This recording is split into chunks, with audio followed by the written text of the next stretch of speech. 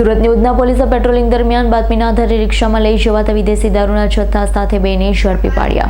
Surat police commissioner Anupamsinh Gahlot, ખાસ commissioner sector 1 વાવાગ જામીર, નાયબ police commissioner zone 2 doctor Kanan Desai, incharge મદદનીશ police commissioner C division VM જાડેજાના માર્ગદર્શન હેઠળ ઉધના PI SN દેસાઈ તથા સેકન્ડ PI JS જાબરેના માર્ગદર્શન હેઠળ PSI MK ઈશરાણીની ટીમ પેટ્રોલિંગમાં હતી. ત્યારે ASI મોહનસિંહ તથા અરનામ હેડ કોન્સ્ટેબલ ચિરાગને મળેલી બાતમીના આધારે Udhna Laxminarayan industries Z block Veera ક્રિએશનની સામેથી પસાર થતી રિક્ષાના આંતરી રિક્ષામાં સવાર સત્યનારાયણ શિવપૂજન તિવારી તથા યોગેશ ઉર્ફે પોગો જગદીવન પાસીને ઝડપી પાડી રિક્ષાની ઝડપી લેતા તેમાંથી વિદેશી દારૂનો જથ્થો મળી આવ્યો.